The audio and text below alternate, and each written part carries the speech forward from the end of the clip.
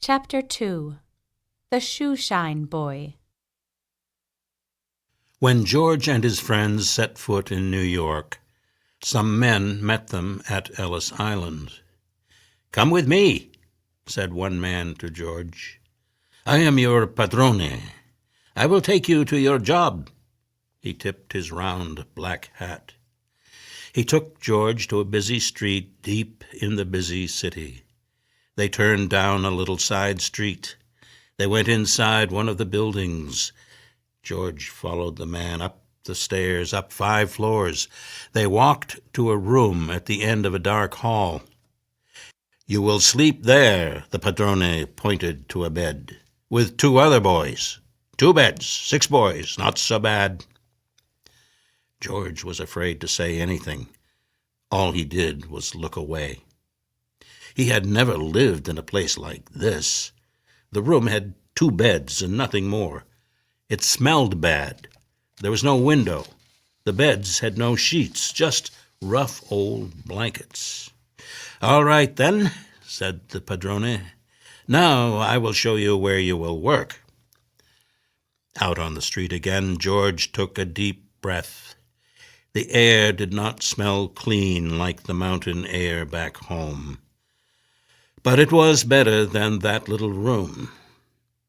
He walked behind the padrone to the next block. The padrone stopped at a bootblack shop. "You will shine shoes here," he told George. "Meet your boss. This is Costas. This is his shop. You will work here. Costas will feed you. Now I will go. I'll stop back soon and check on you. Good day." The padrone tipped his black hat and left the shop. "Now watch me," Costas said. "I will show you how to do a perfect spit-shine." The boy watched as Costas ran the shoe-shine rag over the shoe.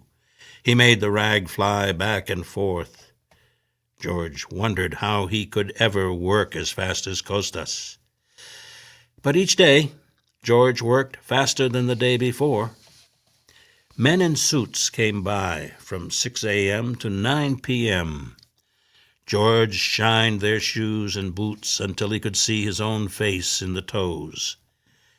To pass the time, he tried to understand people speaking English.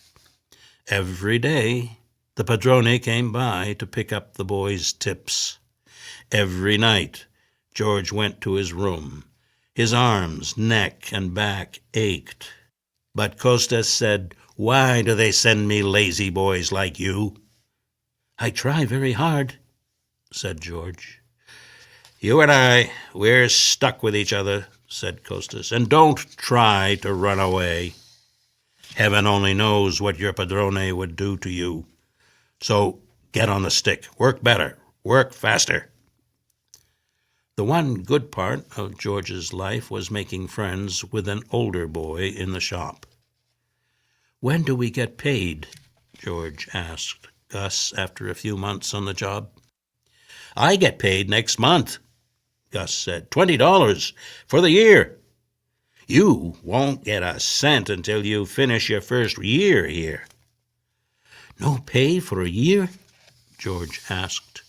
"That's the deal," said Gus. "I came here to make money for my sister's dowry," said George. "Now I'm stuck in this bootblack shop." He was almost crying. "You're not stuck," said Gus. "You can walk out any time you wish." "Why don't you leave?"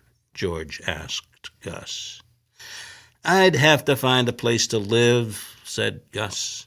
"The padrones are not kind people, but they do keep a roof over our heads. Put in some time here, and it pays off."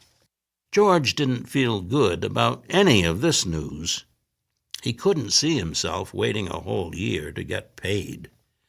He was only a boy, and he felt very alone. He didn't feel ready to be on his own in a strange country. Then an old friend from his village told him about a restaurant in the city. It would be easy to get work there. The next day, George didn't show up for work. He headed downtown. He walked into the restaurant and never returned to the bootblack shop.